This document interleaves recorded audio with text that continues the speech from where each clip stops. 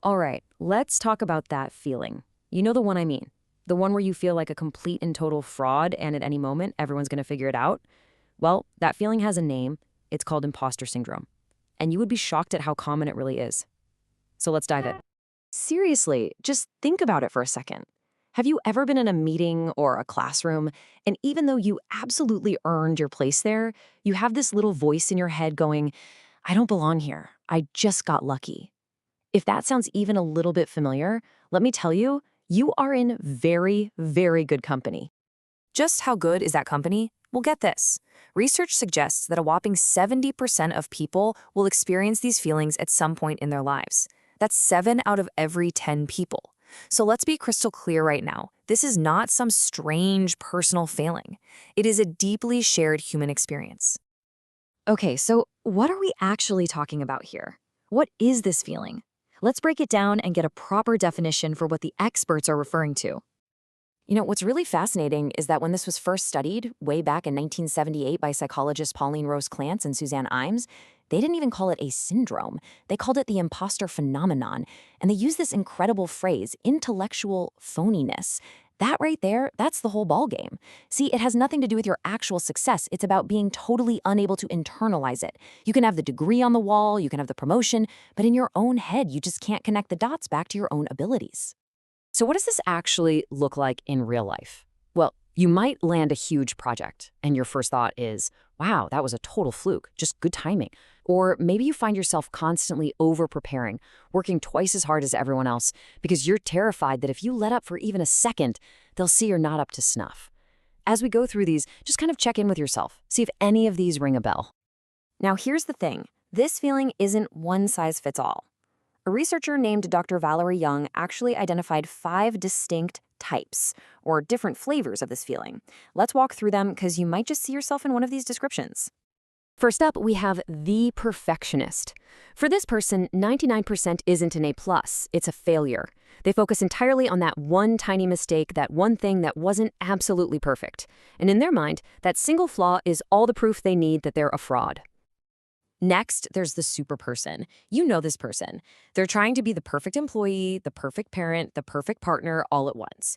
They're convinced they aren't as smart or as capable as their colleagues, so they just pile on more and more work to prove their worth. For them, any kind of downtime feels like failure. Then you've got the natural genius.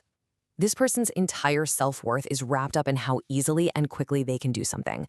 The moment they have to struggle or really work at it, they feel this intense shame. It's like, if I was really smart, this would just come naturally. So the struggle itself becomes the evidence that they're faking it. And what about the soloist? This is the person who feels like they have to do absolutely everything on their own. To them, asking for help isn't collaboration. It's a giant flashing sign of incompetence. It proves they weren't qualified to begin with. And finally, we have the expert. This person feels like they will never, ever know enough. They're constantly taking another online course, getting another certification, because they are terrified of being exposed as inexperienced. They live in fear of being asked a question they don't know the answer to. So, who exactly is feeling this way? It's a great question, and our understanding of the answer has really evolved since this was all first studied back in the 70s. If you go back and look at that original paper, the research focused on a very specific group, high-achieving women. For a long, long time, this was really thought of as a uniquely female experience, especially for women who were breaking new ground in male-dominated fields. And that connection is still incredibly strong. I mean, check this out. A recent study found that an unbelievable 97.5% of women in STEM graduate programs reported having these feelings. 97.5! It's just a powerful reminder of how intense the pressure can be in some environments. But here's what we understand so much better now. It's not just about gender, not by a long shot. While anyone can feel like an imposter, the data shows that these feelings can be more frequent and way more intense for people from minoritized groups. When the system around you is biased, or you don't see a lot of people who look like you in positions of power, it can really crank up the volume on that internal voice that says, you don't belong here. Okay, so we've established this feeling is super common and really uncomfortable. But why does it actually matter? Well, because these internal doubts have very real and very high external costs. Take a look at this. It's from a study of university students, and the relationship couldn't be clearer. The more you feel like an imposter, the less you feel like you belong. And that sense of belonging isn't just a nice to have. It's absolutely crucial for success and well-being, both in school and in your career. And then there's the professional cost. Studies have found this incredibly strong link between imposter syndrome and employee burnout. And that just makes perfect sense, doesn't it?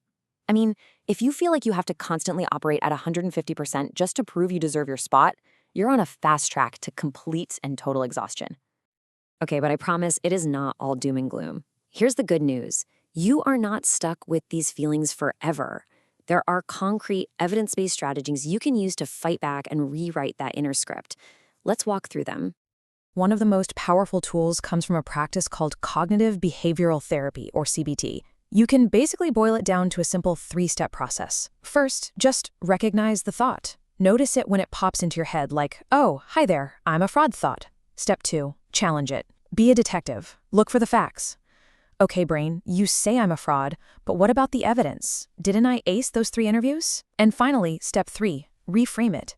You're not trying to lie to yourself, just find a more balanced truth. Something like, okay, maybe luck played a small part, but my skills are what got me in the door. Here are a few more things you can do. Try keeping what some people call a brag file. Just a folder where you save every nice email, every compliment. When you're feeling low, open it up and look at the proof. But you know what? Maybe the single most powerful thing is to just talk about it. Say it out loud to a friend, a mentor, a therapist. These feelings love the dark. The second you shine a light on them, they start to lose their power. You might be shocked to find out the person you admire most feels the exact same way. So let me just leave you with this one last thought to chew on. We spend all this time worrying about being found out as a fraud, but what if that's not the real fear? What if the thing we're actually most afraid of is finally giving ourselves permission to accept our own success?